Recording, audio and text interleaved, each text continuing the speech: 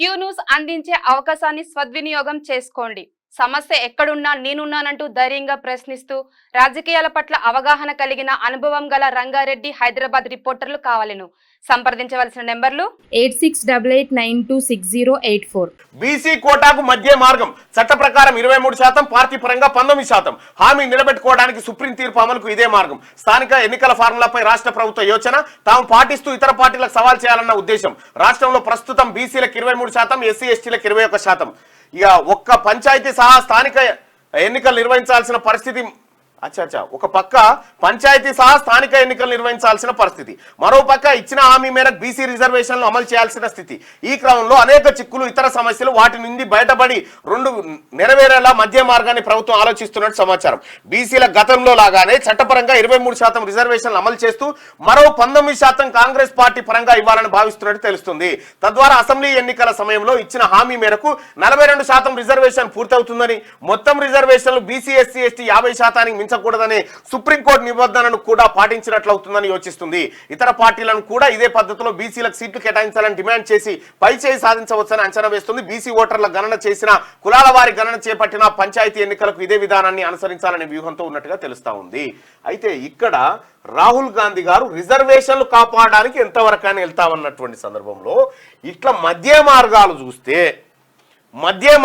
చూస్తే బీసీలకు బిచ్చం అక్కరలేదు. కులగణన చేయాల్సిందే. కులగణన ద్వారా తద్వారా ఒక కమిషన్ ఏర్పాటు చేసి బీసీల లెక్కలు తీయాల్సిందే. బీసీలు తెలంగాణ రాష్ట్రంలో 51 ఉన్నారని చెప్పి సమగ్ర కుటుంబ సర్వేలో కేసీఆర్ లెక్క తేల్చిండు. 51%లోనికి 23 ఎట్లా వస్తుంది? ఇంకొక విషయం చెప్తా ఉన్నా, ఇక్కడ ఇప్పుడు మొన్న కేసీఆర్ అధికారంలో ఉన్నప్పుడు స్థానిక సంస్థల ఎన్నికల్లో బీసీ జెడ్పీటీసీల కంటే ఎస్టీ జెడ్పీటీసీలు ఎక్కువ ఉన్నారు, బీసీ ఎంపీటీసీల కంటే ఎస్సీ ఎంపీటీసీలు ఎక్కువ ఉన్నారు. అమలైంది 23% అని చెప్తా ఉన్నారు. ఇది తప్పు. కేవలం 19% లోపే అమలైంది. ఇక జనరల్లో గెలిచినటువంటి బీసీ1 తీసుకొచ్చి ఇలా కలిపి ఎక్కువ వచ్చినాయని చెప్పి చూపిస్తా ఉన్నారు. ఇది తప్పు. బీసీల కులగణన జరగాల్సిందే. బీసీలకు ఇక్కడ మా రాహుల్ గాంధీ గారి మాట, 42% బీసీలకు రిజర్వేషన్ లోకల్ బాడీస్ లో అమలు చేస్తామని మా రాహుల్ గాంధీ గారు మా ఫ్యూచర్ ప్రధాని కామారెడ్డిలో డిక్లరేషన్ ప్రకటించిండు. ఆ డిక్లరేషన్ ప్రకారమే ముందుకు పోతాం కూడా. దీనికి ఇప్పుడు పార్టీ పరంగా 19%, పార్టీ దయాదాక్షిణ్యాల మీద ఎందుకు ఆధారపడాలి? బీసీలకు వాటాగా రావాలి కాబట్టి కులగణన చేయాల్సిందే. బీసీలు ఈ అంశంలో కాంప్రమైజ్ అయ్యే పరిస్థితి లేదు. ముఖ్యంగా తీన్మార్ మల్లన్న కాంప్రమైజ్ కాడు. ఇక్కడ 42% ఏదైతే మనం చెప్పినామో, మనకు రాహుల్ గాంధీ గారి మాట అంటే శిలాశాసనము. ఆ శిలాశాసనం ప్రకారం ఖచ్చితంగా బీసీలకు 42% వాటా దక్కాల్సిందే స్థానిక సంస్థల ఎన్నికల్లో. మాకు రాహుల్ గాంధీ గారు చెప్తా ఉన్నారు, ఎంతమంది ఉంటే అన్ని అని చెప్పి చెప్తా ఉన్నారు. ఇంకా మేము 50-52 దాకా పోలే. రాహుల్ గాంధీ గారి మాట కట్టుబడి అక్కడ ఉన్నాము 42 కాడ. ఆ 42% వాటా బీసీలకు దక్కాల్సిందే. ఈ విషయంలో ఇట్లా చేస్తే రాహుల్ గాంధీ గారి మాట పోయినట్టయితది. ఆయన తలదించుకునే పరిస్థితి మేము తీసుకురాకూడదు. వీళ్ళు 19% కలిపి మిగతా పార్టీలను మీరు కలపండి అంటే బిచ్చం ఎత్తుకున్నట్టు అవుతుంది. ఈడబ్ల్యూఎస్ కోట ఉద్యోగాల్లో ఈ తెలంగాణ రాష్ట్రంలో వాళ్ళు ఉన్న కోట ఒకసారి నేను చూపిస్తా ప్రజలారా.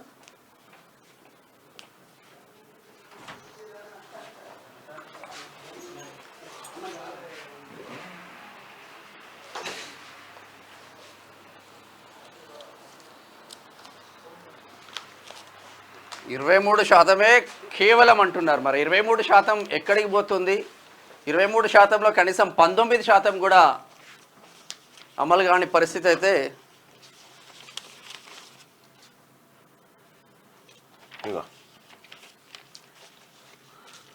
గ్రూప్ 4 ఎగ్జామ్ ఉంది.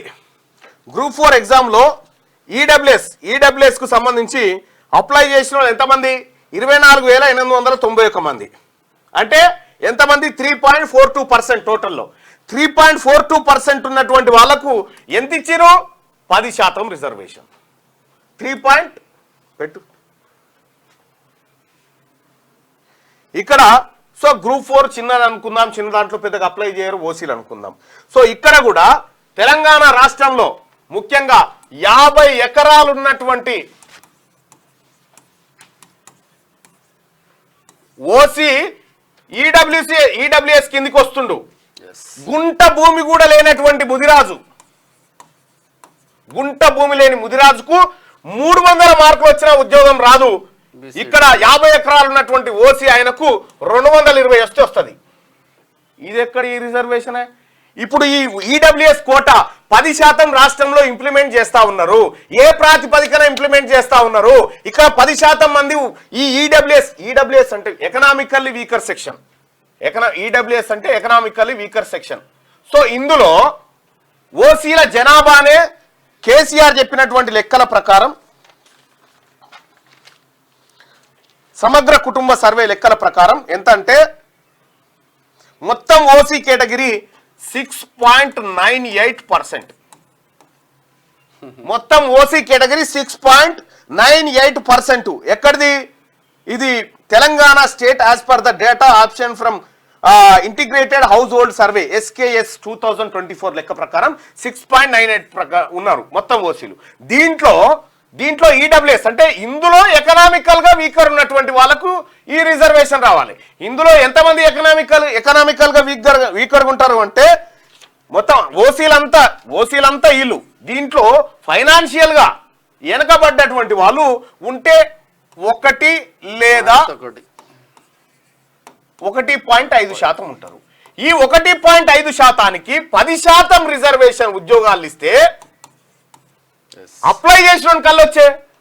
ఇక్కడ ఎస్టీలకు, బీసీలకు, ముఖ్యంగా ముదిరాజులకు ఆ తర్వాత వీళ్ళకు బీసీబీలో ఉన్నటువంటి గౌడ సోదరులకు కానీ వీళ్ళకు 300 వచ్చినా రాదు. వీళ్ళకేమో 210, 220 వచ్చినా వీళ్ళకి ఉద్యోగాలు వస్తా ఉంటే మళ్ళీ ఒక 30 ఏళ్ళు వీళ్ళే కదా దాకా వీళ్ళే కదా. సో ఈ రకంగా మరి ఏ కమిషన్ వేసి ఇక్కడ ఓసీల లెక్క తేల్చి 10% ఇంప్లిమెంట్ చేస్తా ఉన్నారు?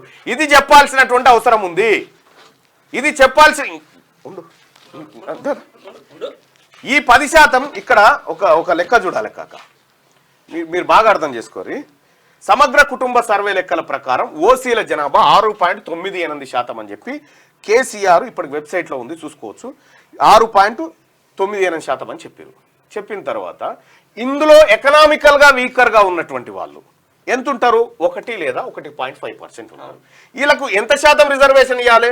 వీళ్ళ జనాభా మొత్తంకి ఇచ్చినా కూడా 1.5% రిజర్వేషన్ మ్యాక్స్. కానీ వాళ్ళ ఈడబ్ల్యూఎస్ 10% అమలు చేస్తా ఉంటే ఒక ముదిరాజు ఆయనకు 300 మార్కులు వస్తే ఉద్యోగం రాలే. ఇదే ఈడబ్ల్యూఎస్ వాళ్ళకు 210కి వచ్చింది, 220కి వచ్చింది. రాజ్యాంగ మౌలిక సూత్రాలకు విరుద్ధం. కాబట్టి తెలంగాణ రాష్ట్రంలో ఈ ఈడబ్ల్యూఎస్ కోటా ఎట్లా నిర్ణయించారు? తెలంగాణ రాష్ట్రంలో ఉన్నదే గింత, మీ లెక్కల ప్రకారం 10% ఎట్లా ఇంప్లిమెంట్ చేస్తారు? కొన్ని చోట్ల ఉన్నారు, కొన్ని చోట్ల 20-25% ఉన్నారు. అక్కడ ఇంప్లిమెంట్ చేయండి, మాకే ఇబ్బంది లేదు, అక్కడ ఇంప్లిమెంట్ చేయండి. కానీ ఇక్కడ పరిస్థితి ఏంది అంటే అసలు అక్కడ కూడా ఇంప్లిమెంటేషన్ చేయడం తప్పే. అసలు ఈడబ్ల్యూఎస్ కోటానే తప్పు. ఫస్ట్ విషయం ఏంటంటే ఎందుకు ఇంప్లిమెంటేషన్ చేయడం తప్పు అంటున్నాం అంటే రాజ్యాంగ మౌలిక సూత్రం ఏం చెప్తుందంటే సమాజంలో అట్టడుగు వర్గాలను ఎవరైతే ఉన్నారో, ఇప్పుడు ఎక్కడైనా కూడా సమాజంలో హెచ్చు తగ్గులు అనేది ఉన్నది. ఆ హెచ్చు తగ్గులను సమానత్వంగా తీసుకురావడం కోసం రిజర్వేషన్ వ్యవస్థ అనేది పుట్టుకొచ్చింది. సో అంబేద్కర్ తీసుకొచ్చినటువంటి ఆలోచన విధానం కూడా సో ఆ రోజు దళితులకు కానీ, గిరిజనులకు కానీ, బీసీలకు కానీ సో ఎందుకు రిజర్వేషన్లు అవసరం పడ్డాయి అంటే అగ్రవర్ణాలన్నీ కూడా ఆ స్థాయిలో ఉన్నాయి, వీళ్ళంతా కూడా ఈ స్థాయిలో ఉన్నారు. దీన్ని సమాన స్థాయికి తీసుకురావాలనుకున్నప్పుడు సో ఈ సమాన స్థాయికి ఇట్టున్నోళ్ళు ఎట్లా సాధ్యమవుతుంది? సో వీళ్ళని పెంచుకుంటూ రావాలి. సో వీళ్ళని కొంచెం ఉన్న కాకుండా క్రమేణా ఈ స్థాయికి వచ్చినప్పుడు సమాజం ఇట్లా వస్తుంది అనేది అది రిజర్వేషన్ లో మౌలిక సూత్రం. తద్వారా ఇక్కడ ఇప్పుడు వీళ్ళు ఈడబ్ల్యూఎస్ కూడా తీసుకురావడం వల్ల ఏమైందంటే ఇప్పుడు ఏదైతే ఉన్నారో వీళ్ళు ఇట్లా ఇంకా కిందికి పోతా ఉన్నారు, వీళ్ళు ఇక్కడ ఉన్న ఇంకొంచెం పైకి ఎక్కుతా ఉన్నారు. ఎట్లా సాధ్యమవుతుంది? ఇంకేం లేదు, ఇంకా అందరంత దూరం వెళ్ళిపోయారు. ఇక్కడ కూడా ఈడబ్ల్యూఎస్ కి సంబంధించినటువంటిది ఇది పివి నరసింహారావు గారే ప్రయత్నం చేసి ఈడబ్ల్యూఎస్ కోటా తెస్తాను. అప్పుడు కోర్టు కొట్టేసింది ఇది రాంగ్ అని చెప్పి. కొట్టేసిన తర్వాత ఇప్పుడు ఈడబ్ల్యూఎస్ అంటే ఎట్లా మరి అది అనంటే ఈడబ్ల్యూఎస్ ఈయనకు వార్షిక ఆదాయం 8 లక్షలు ఉండాలి, 8 లక్షలు ఉండాలి, 5 ఎకరాల్లో భూమి ఉండాలి. ఇది కేంద్ర ప్రభుత్వం చెప్పినటువంటి మాట. రాష్ట్రాలు మీ పరిస్థితులను బట్టి అమలు చేసుకోరని చెప్తే 2019లో కేసీఆర్ అమలు చేసిండు. ఏమని అమలు చేసిండు? ఇవేమి పట్టించుకోలేక, ఏమి పట్టించుకోలే. 50 ఎకరాలు ఉన్నా చాలు, 50 ఎకరాలు ఉన్నా చాలు, ఎందుకంటే అగ్రికల్చర్ నుంచి వచ్చేటువంటి ఇన్కమ్ నాన్ ట్యాక్సబుల్ కదా, అవును, ట్యాక్స్ లేదు కదా దానికి. అవును. తద్వారా 50 ఎకరాలు ఉన్నటువంటి ఈడబ్ల్యూఎస్ ఆయన కూడా ఈడ ఉద్యోగాలు వచ్చిన తర్వాత బీసీలు సంకనాకన్నా ఇక్కడ ఉన్నటువంటి గుజరాత్ బిడ్డలు ఎటు పోవాలి, ఇక్కడ గౌడ్లు ఎటు పోవాలి, మున్నూరు కాపులు ఎటు పోవాలి, ఈడ ఉన్నటువంటి పేద వర్గాల బిడ్డలు ఇవాళ బీసీడి కట్ ఆఫ్ ఇక చూడు ఎంత దారుణమైన కట్ ఆఫ్ అంటే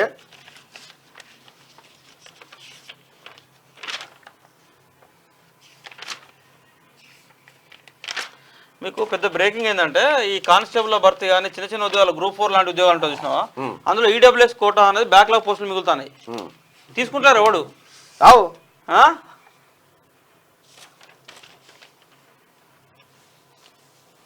ఓసీ ఈడబ్ల్యూఎస్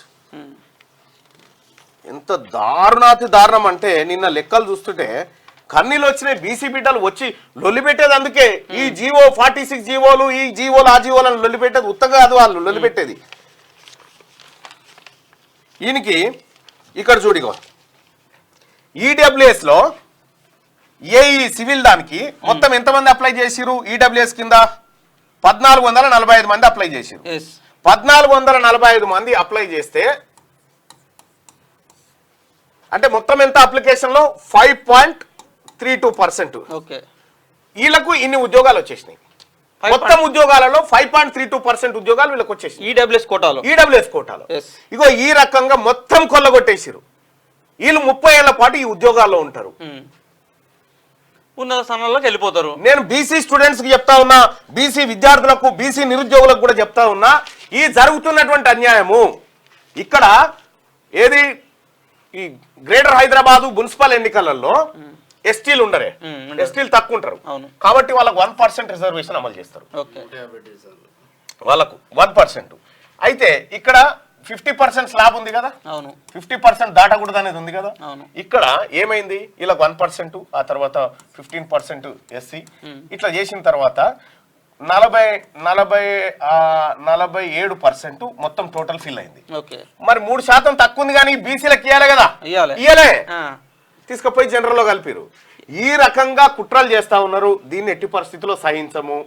మీరు ఈ ఈడబ్ల్యూఎస్ రిజర్వేషన్ 10% ఎట్లా ఇంప్లిమెంట్ అవుతుంది, 10% లేని ప్రజలకు 52% ఉన్న బీసీలకు 23% ఇస్తాను మీరు చెప్తా ఉంటే, ఇలా 6.69% ఉన్నటువంటి ఓసీలకు 10% రిజర్వేషన్ ఎట్లయితుంది? 1% వీకర్ సెక్షన్ ఉన్నటువంటి సెక్షన్ లో 100% ఎట్లా 10% ఎట్లా రిజర్వేషన్ ఇస్తారు? ఇది తేలాల్సినటువంటి అంశం.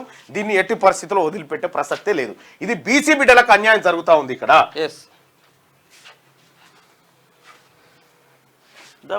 రైట్గో ఇక్కడ నుంచి పుట్టింది టాపిక్. ఇప్పుడు బీసీ కోటాకు మధ్య మార్గం ఇక్కడ నుంచి పుట్టింది ఆ టాపిక్. ఇంకా చాలా ఉంది అందులో మాట్లాడాల్సినటువంటి అంశం. ఇప్పుడు ఇది భిక్షమే కదా, పార్టీ పెడితే భిక్షం, ఇస్తే మీ దయ, లేకపోతే మళ్ళీ ఈ బీసీలు పోయి పార్టీల మీద ఆధారపడన్నా. బాధ్యతగా వాటాగా రావాల్సింది మా రాహుల్ గాంధీ గారు, మా నాయకుడు చెప్పినటువంటి మాట ప్రకారం మాకు వాటా రావాల్సిందే 100%. సరే, స్టేట్ కాంగ్రెస్ లో ఏమున్నా కూడా ఏఐసీసీ అయితే చాలా క్లియర్ ఉన్నది బీసీల విషయంలో అనుకుంటున్నాం. ఉండాలి. వాళ్ళ చిత్తశుద్ధి ఏంది అనేది ఈ ఇంప్లిమెంటేషన్ మీద ఆధారపడి ఉంటుంది. అంతే. ఏఐసీసీ చిత్తశుద్ధి కూడా అంతే కదా. ఏఐసీసీ రాహుల్ గాంధీ గారు క్లియర్ గా ఉన్నాడు. 42% ఇక్కడ తెలంగాణలో బీసీలకు రిజర్వేషన్ దక్కాలని చెప్పిండు. అది ఆయన గెలవాల్సిందే. ఆ మాట మీద ఆయన తలదించుకునే ప్రయత్నం ఎవరు చేసినా ఒప్పుకునేది. క్యూ న్యూస్ అందించే అవకాశాన్ని సద్వినియోగం చేసుకోండి. సమస్య ఎక్కడున్నా నేనున్నానంటూ ధైర్యంగా ప్రశ్నిస్తూ రాజకీయాల పట్ల అవగాహన కలిగిన అనుభవం గల రంగారెడ్డి హైదరాబాద్ రిపోర్టర్లు కావాలను సంప్రదించవలసిన నెంబర్లు 8688926084.